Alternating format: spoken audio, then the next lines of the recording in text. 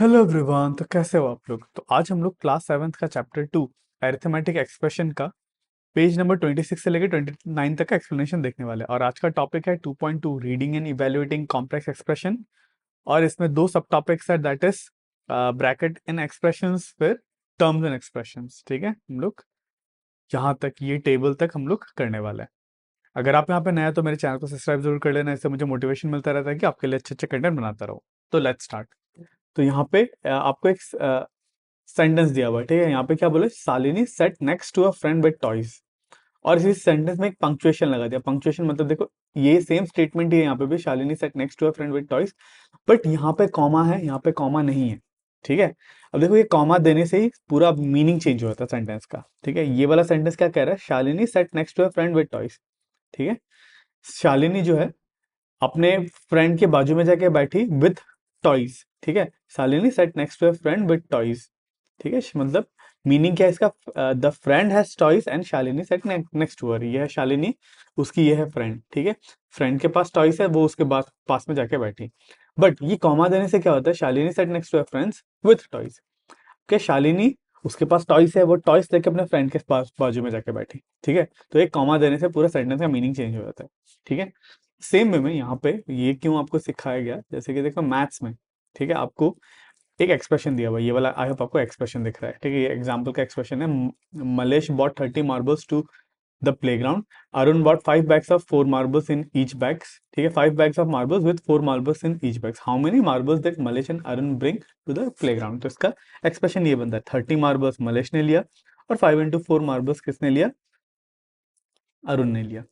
ठीक है, चलिए अब तक तो ठीक है। बट अब देखो, बहुत यहाँ पे कंफ्यूजन क्या हो जाता है, इसको सॉल्व करने के दो तरीके हैं। तो अब क्या मतलब, दो क्या तरीके हैं, देखो पहले आप या तो 30+5 कर लो, है ना। पहले 30+5 कितना हो जाएगा 35, फिर इंटू 4 करो।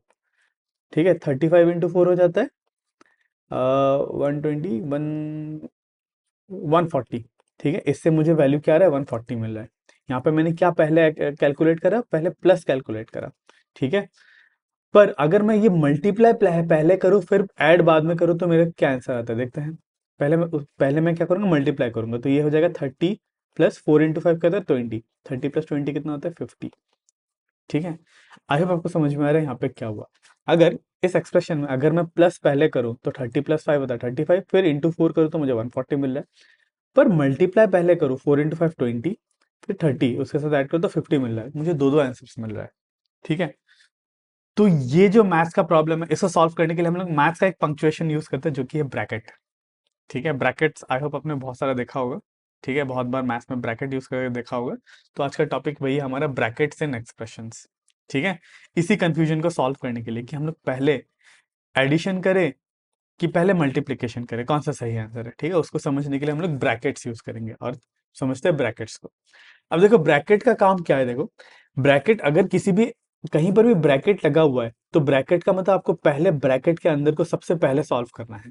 जैसे कि अगर मान लो ये वाला जो एक्सप्रेशन था, ये हमारा जो एक्सप्रेशन था, ये वाला एक्सप्रेशन को अगर आपको ऐसे दिया रहता कि 30+5 into 4, मैंने यहाँ पे क्या किया, यहाँ पे ब्रैकेट लगा दिया। ठीक है, इधर पे मैंने ब्रैकेट लगा दिया। तो ब्रैकेट लगाते ही ये एक्सप्रेशन अब क्या हो जाता है, आपको पहले ब्रैकेट के अंदर वाला पहले सॉल्व करना रहता है। तो मतलब 30+5 पहले करोगे तो 30+5 होता है 35 into 4, इससे आपको मिलेगा 140। बट अगर ब्रैकेट इधर पे भी तो लगा हो सकता है।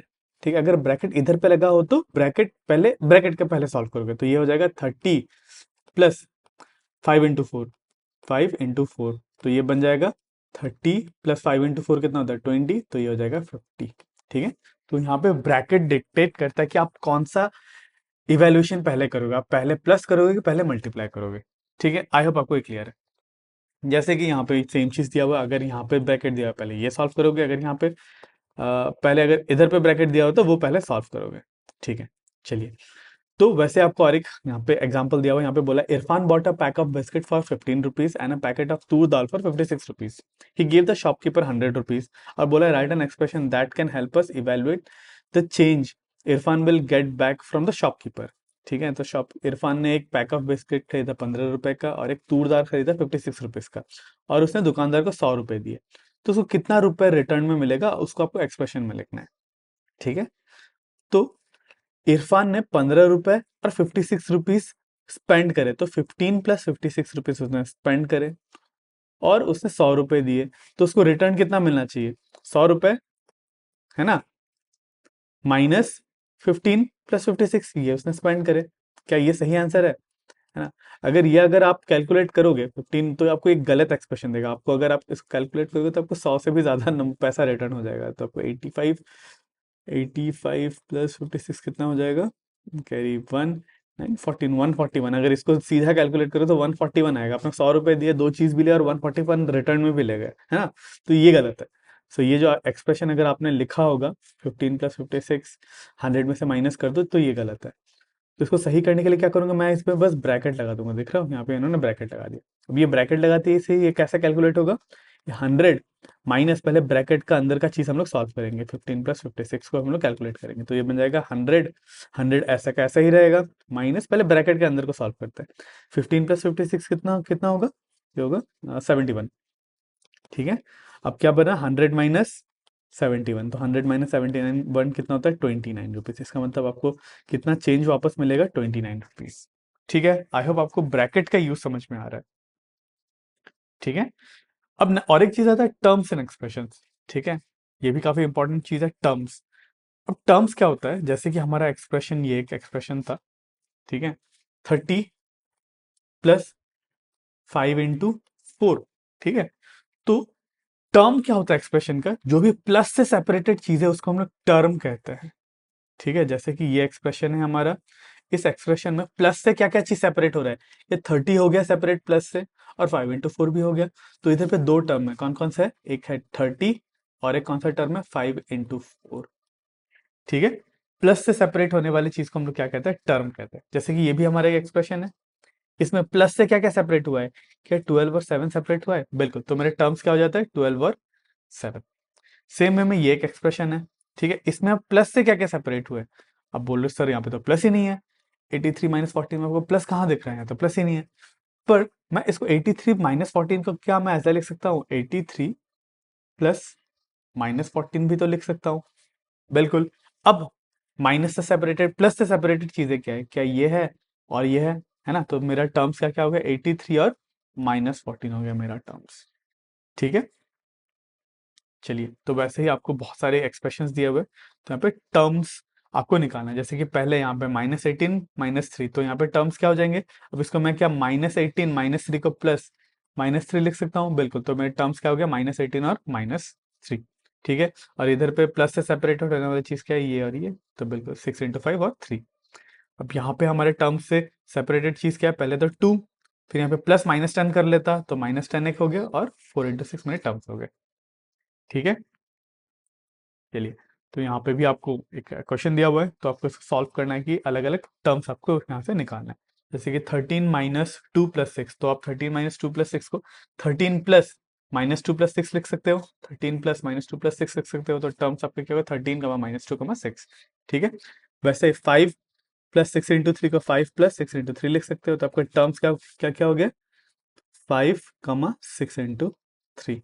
ठीक है, अब यहाँ पे 4 + 15 - 6, 15 - 9 है, तो आप इसको लिख सकते हो 4 + 15 + -9 लिख सकते हो, तो आपका टर्म हो गया 4, 15, -9।